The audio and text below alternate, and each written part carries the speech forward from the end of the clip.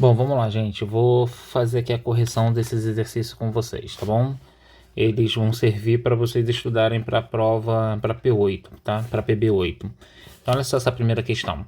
As linhas de força de campo terrestre, desprezando-se a inclinação do eixo magnético e a indicação da agulha que uma bússola colocada em P1 sobre a linha de força são mais bem representadas por... Então aqui ele diz onde o NG representa o polo norte geográfico e o SG representa o polo sul geográfico da Terra. Então a gente teria que marcar aqui qual das opções estaria de acordo, né? Então deixa eu fazer o seguinte aqui, um esquema aqui com vocês. Então tá aqui, ó, fiz aqui a representação da Terra. Em cima é onde a gente tem o norte geográfico da Terra e embaixo onde a gente tem o sul geográfico da Terra. E aqui eu fiz a representação de uma bússola, né? A parte azul dessa bússola aqui apresenta o norte do ímã da bússola e a parte vermelha representa o sul. Então reparem, o norte do ímã, que é essa parte aqui, ó, ela aponta para o norte geográfico da Terra. E a parte vermelha, que é o sul do ímã, aponta para o sul geográfico da Terra. Mas a Terra ela gera um campo magnético e esse campo magnético, esse ímã, se alinha de acordo com o campo magnético da Terra. Então é como se a gente tivesse isso aqui, ó. A Terra ela gera aqui um campo magnético, esse campo magnético passa pelo ímã e depois entra lá naquela outra região aqui, ó. Então o sentido do campo magnético da Terra estaria assim, ó. E ela continuaria aqui na verdade. Então, a Terra estaria gerando um campo assim, ó. Repare o seguinte, o campo magnético, ele sempre sai do polo norte, então aqui ó, no ímã está saindo do norte e entra do sul. Só que repare que aqui na Terra, o campo magnético estaria entrando aqui, ó. Então significa que nessa parte de cima aqui, seria o sul magnético da Terra. E a parte de baixo aqui, ó, onde o campo magnético está saindo da Terra, seria o norte magnético da Terra. Então, aonde a gente tem o norte geográfico da Terra, com relação ao ímã, seria sul magnético da Terra. E aonde a gente tem o sul geográfico da Terra, nós temos o norte magnético da Terra. Então, a figura, né, que estaria sendo bem parecido com isso que eu acabei de mostrar para vocês, seria a alternativa aqui, ó, a letra E, tá? Em cima, ó, é o norte geográfico. Reparem que o campo magnético está entrando aqui. Então, aonde tem o norte geográfico, a gente tem o sul magnético, que é onde o campo magnético entra. E aqui, tá vendo aqui, ó, o campo magnético está saindo. Então, representa que aqui embaixo nós temos o norte magnético da Terra. E lá onde é o norte magnético da Terra, a gente tem o sul geográfico. Por isso que a alternativa correta é a letra E, tá bom? Questão número 2. Aproxima-se um ímã de uma bolinha de aço. Observa-se que a bolinha... Então, o aço, né, que é essa bolinha aqui, ó. O aço ele é feito praticamente quase todo ele de ferro, né? 90 e poucos por cento da representação dele, da composição dele é de ferro.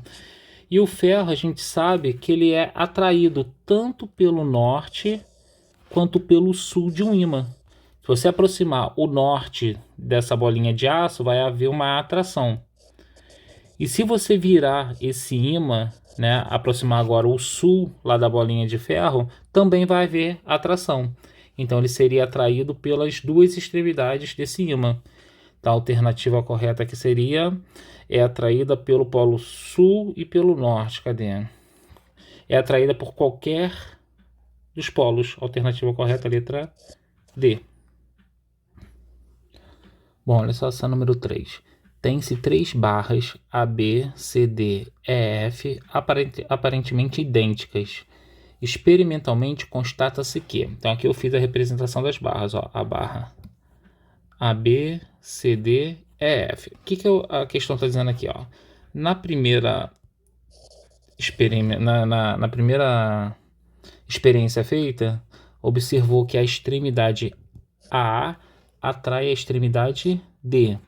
E a extremidade A, ela atrai a extremidade C. E a extremidade D repele a extremidade E. Então, só para a gente poder entender melhor, olha só, fiz aqui a representação para gente, ó. A extremidade A atrai a extremidade D desse ímã aqui. Aí, se a gente virar esse ímã aqui, ó, aproximar agora a C de A, continua havendo atração.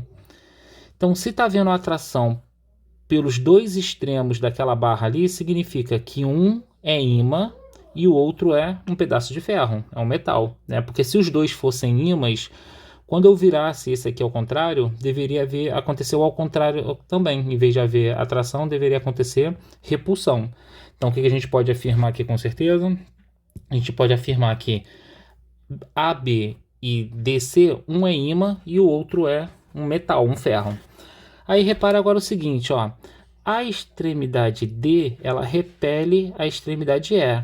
Se está havendo repulsão, é porque esses dois aqui com certeza são ímãs. Então, esse aqui é um ímã, esse aqui também é um ímã. Porque para haver repulsão só vai acontecer se eles forem ímãs, né? E são, se a gente está aproximando por polos de nomes iguais, ou aqui norte, norte, ou sul e sul. Então já cheguei à conclusão que essa barra CD é ímã. Se essa é ímã, essa outra aqui, ela é um ferro, um pedaço de um metal. Então a gente tem que procurar uma opção que se encaixe disso, né? Nisso. AB é um metal, é um ferro, e as outras duas barras são ímãs. Vendo aqui as opções, ó, a alternativa letra C se encaixa corretamente. AB é um pedaço de ferro, C, D e a F são ímãs. Bom, número 4. Um fio condutor retilíneo muito longo, imerso em um meio, cuja permeabilidade magnética é... Aí ele deu o valor da permeabilidade magnética aí, tá? Lembrando que a gente está falando aqui, ó, de um fio condutor retilíneo muito longo, tá? Então é um fio reto e longo. É percorrido por uma corrente I a uma distância de 5 metros, de uma distância de 1 metro do fio. Sabe-se que o módulo do campo magnético é, ele deu aqui o valor do campo magnético. Qual é a corrente elétrica percorrida por esse fio? Então a gente está querendo descobrir o I, tá? Que é a corrente elétrica. Lembrando que toda carga elétrica em movimento, ela gera em sua volta um campo magnético. E conforme você vai se afastando do fio, o campo magnético ele vai caindo. Então aqui, ó, eu separei para a gente as informações que a questão deu. A corrente elétrica é o que a gente quer descobrir. Aqui é o valor da permeabilidade magnética. Aqui é a distância do fio e aqui é o valor do campo magnético. Como é que se calcula o campo gerado por um fio reto e longo? Aí tá aqui, ó, essa equaçãozinha aqui que a gente vai ter que usar. Que é B, que é o valor do campo magnético, igual a μ0 vezes I, dividido por 2πr. Então aqui agora é só substituir aquelas informações ali aqui. Então vamos lá, começar aqui. O valor do campo magnético é 10 elevado a menos 6. Igual a permeabilidade magnética. Tá ali, ó. É 6π vezes 10 elevado a menos 7. Vezes o I que a gente quer descobrir. Tudo isso dividido por 2π da fórmula. E o R, que é o raio. E o raio é 1. Então aqui o que a gente pode fazer? A gente pode cortar o π com π e dividir aqui, ó. 6 por 2 vai dar 3. Então aqui em cima sobrou 3 vezes 10 a menos 7, que está multiplicando o i, passa para o outro lado dividindo. Então a gente vai ter isso aqui, ó. Deixa eu subir isso aqui um pouquinho. Vai ficar 10 elevado a menos 6 dividido por 3 vezes 10 elevado a menos 7. Então o i é o resultado dessa divisão aí, tá? Lembrando que aqui, se você quiser, você pode acrescentar um 1 aqui, ó, 1 vezes 10 elevado a menos 6. Então para finalizar vai ficar i igual, aí tem que dividir, tá? 1 dividido por 3. 1 dividido por 3 vai dar uma dízima, vai dar 0,33. E ele o que faz? Divisão de potência de mesma base. Repete a base que é 10, repete o expoente de cima e diminui com o expoente de baixo. Então vai ficar menos 6 mais 7, que vai dar 1 positivo. Então o expoente aqui, ó, é 1. Só para mudar, para ficar melhor aqui, então vai ficar I igual 0,33 vezes 10 elevado a 1, só que andar com a vírgula uma casinha para direita. Vai ficar 3,3 amperes. A alternativa correta seria aqui a letra A. Vamos lá, mais uma questão. Um fio de cobre reto extenso é percorrido por uma corrente I de 1,5 amperes. Então, mais uma vez, ó, um fio de cobre reto e extenso. Então, se encaixa naquela mesma situação da questão anterior. Qual é a intensidade do vetor campo magnético originado em um ponto a uma distância de 0,25 metros do fio? E aqui ele deu o valor da permeabilidade magnética, tá? Então, separando as informações, a gente tem isso aqui, ó. A questão deu pra gente o valor do I, o campo magnético é o que ele quer saber, ele deu a distância e deu a permeabilidade magnética. Como é que a gente vai calcular isso? Tem que usar aquela formulazinha de quando é um fio longo e retilíneo, tá? Qual é a equação? É aquela B igual a μ0 vezes I dividido por 2πr.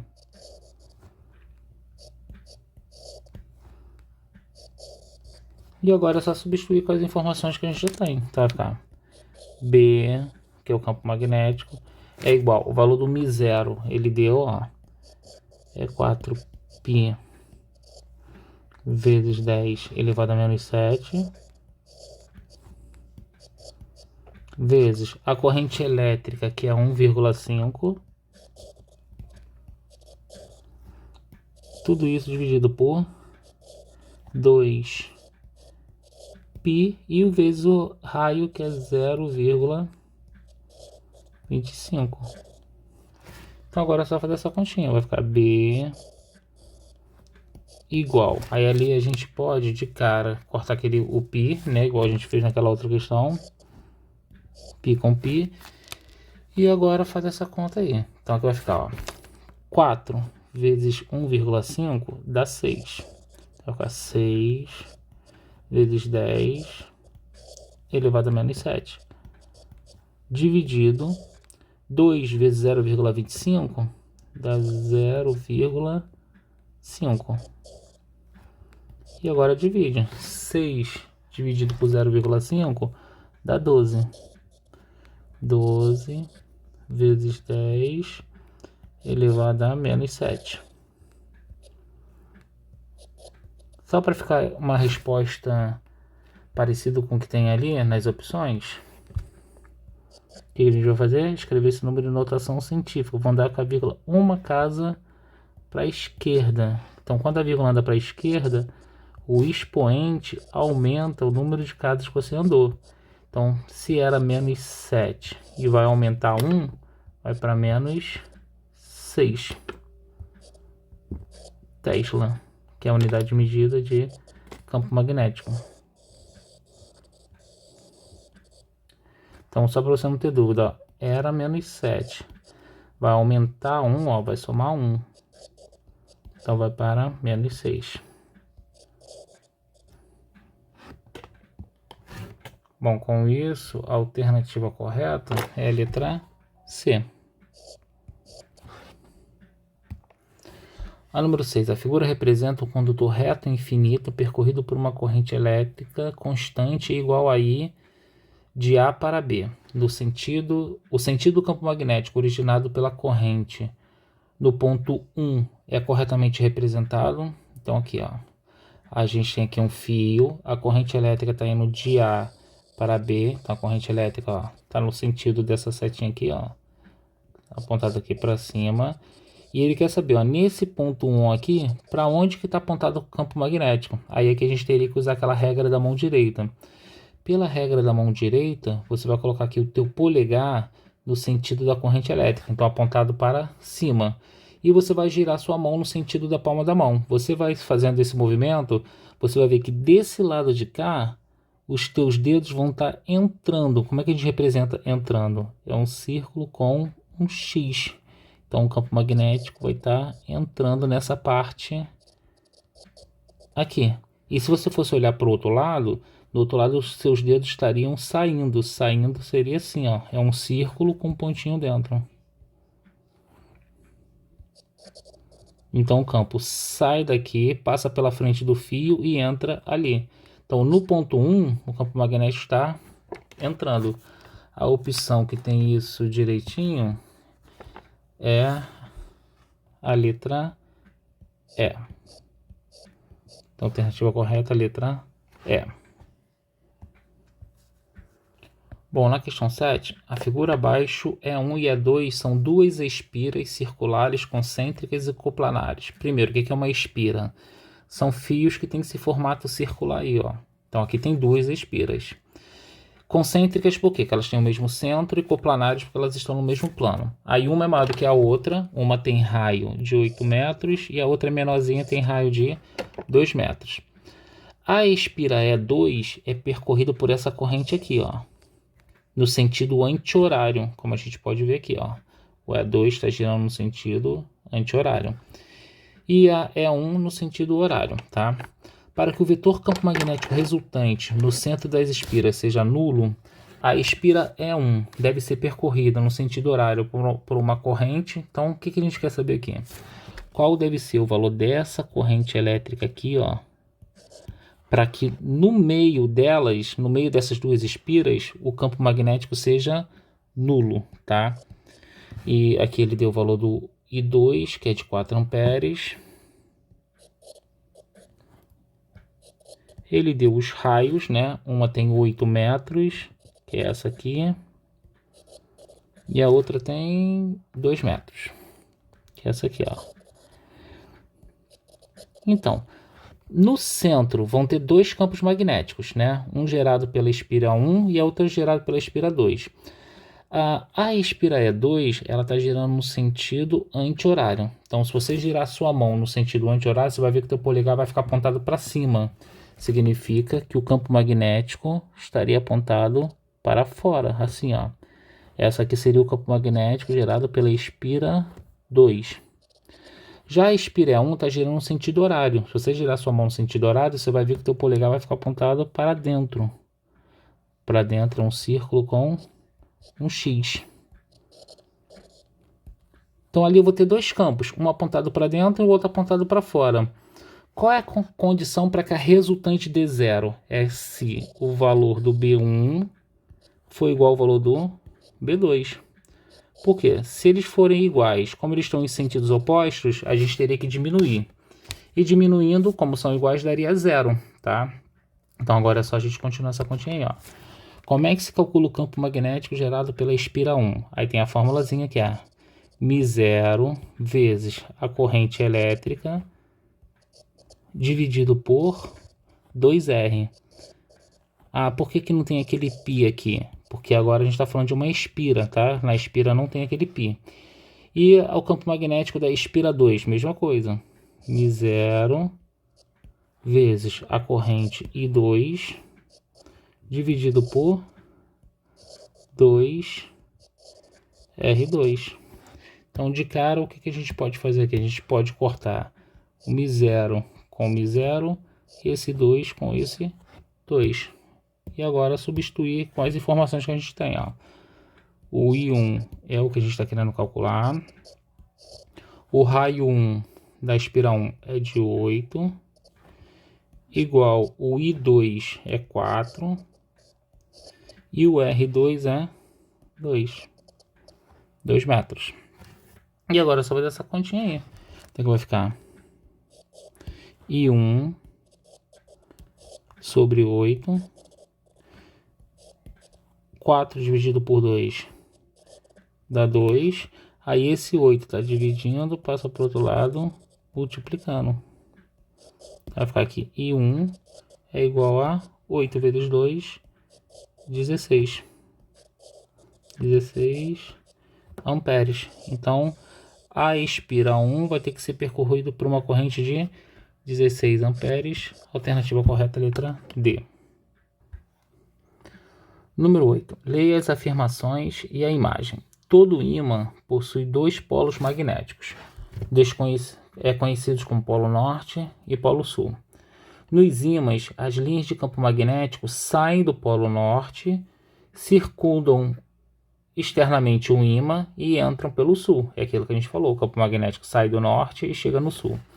Quando dois ímãs são aproximados, os polos de nomes diferentes se atraem, enquanto que os polos de nomes iguais se repelem.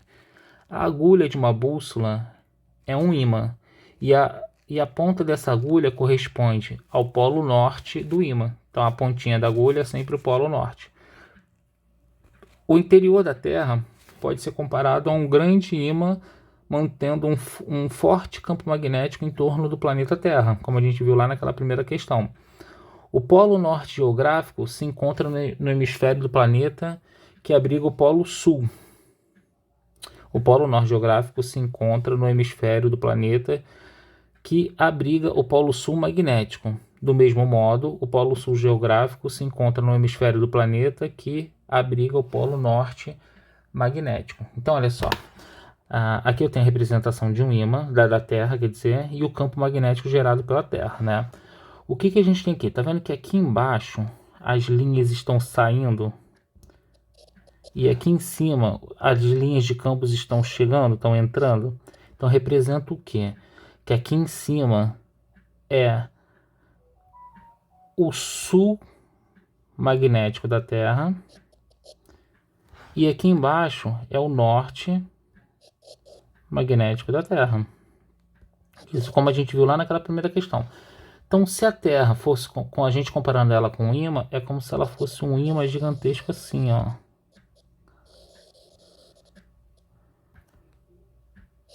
A parte de cima aqui é o sul magnético e a parte de baixo é o norte magnético da Terra. Então, se a gente fosse colocar um ímã, a Terra sendo representada por um ímã na forma de barra, ele ficaria assim. A alternativa aqui que mostra isso corretamente, ó, em cima sendo o sul magnético e embaixo sendo o norte magnético, é a alternativa letra B. Bom, questão número 9, ó. Os ímãs têm larga aplicação em nosso cotidiano, tanto com finalidades práticas, como em alto-falantes e microfones, e como meramente decorativos. A figura mostra dois ímãs A e B em forma de barra com seus respectivos polos magnéticos. Analise as seguintes afirmações sobre ímãs e suas propriedades magnéticas. Olha só aqui o primeiro. Se quebrarmos os dois ímãs ao meio, obteremos 4 pedaços de materiais sem propriedades magnéticas, pois teremos separados os polos norte e o sul um do outro. Essa alternativa aqui está, quer dizer, essa afirmativa é falsa. Porque se a gente quebrar os ímãs no meio, os dois novos pedaços, cada um vai ter o seu polo norte e o polo sul. Porque não existe ímã que só tem uma polaridade, né? O ímã sempre vai ter as duas polaridades, polo norte e polo sul. Por mais que eu vá quebrando em pedacinhos menores, mas ele sempre vai ter polo norte e polo sul. Você não consegue separar. A segunda afirmativa, A e B podem tanto atrair-se como repelir-se, dependendo da posição com que colocamos um em relação ao outro. Isso aqui é verdade, né? Se a gente aproximar polos de nomes iguais, acontece repulsão. Polos de nomes diferentes, acontece atração. E a terceira afirmativa é, se aproximarmos de um dos ímãs, se aproximarmos de um dos dois ímãs, uma pequena esfera de ferro, ela será atraída por um polo desse ímã, mas será repelido pelo outro? Não, né? O ferro ele é atraído pelos dois polos do ímã, tanto pelo polo norte quanto pelo polo sul. Então essa afirmativa aqui é falsa. A única verdadeira é a 2. Com isso, a alternativa correta, letra B. Número 10. Um ímã permanente em forma de ferradura, cujos polos norte e sul estão indicados na figura a seguir, é dividido em 3 pedaços, né? Então aqui, ó, a gente tinha metade norte e metade sul. A gente quebrando ele em 3 pedacinhos, o que a gente vai acontecer? Você vai separar o norte e o sul? Não. Se essa extremidade aqui de cima era norte, esse pedaço aqui, ó, aqui embaixo, automaticamente vai gerar um polo sul. E aqui, ó, vai aparecer um polo norte nessa extremidade e um sul aqui. E aqui vai aparecer um polo norte e um polo sul. Então a gente vai ter 3 novos ímãs com essa configuração ali. A alternativa que a gente iria marcar aqui, ó, é correto afirmar que as partes 1, 2, 3 perderão suas propriedades não. As partes 1, 2, 3 formarão novos ímãs, cada um com seus polos norte e polo sul. Então a alternativa correta é a letra D. A número 11. Pares de ímãs em forma de barra são dispostos conforme indicam a figura a seguir. Então, nesse primeiro aqui, o que eu tenho? Eu estou aproximando o sul de um ímã com o norte de outro ímã. O que vai acontecer aqui? Aqui vai acontecer uma atração. Polos de nomes diferentes se atraem. Já aqui, eu estou aproximando, ó, norte com norte, sul com sul. O que vai acontecer aqui então? Entre esses dois ímãs vai acontecer uma repulsão.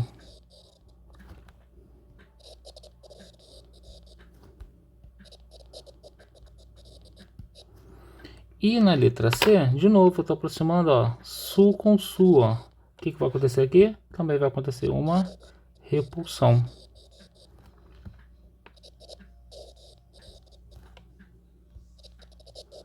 Então a alternativa correta é atração, repulsão, repulsão. Atração, repulsão, repulsão. Alternativa correta, letra A. Bom, gente, com isso eu encerro aqui com vocês, tá? Qualquer dúvida, podem entrar em contato comigo pelo WhatsApp, tá bom? Então isso aqui serve para vocês como uma revisãozinha para nossa avaliação. Então valeu, gente, até a próxima.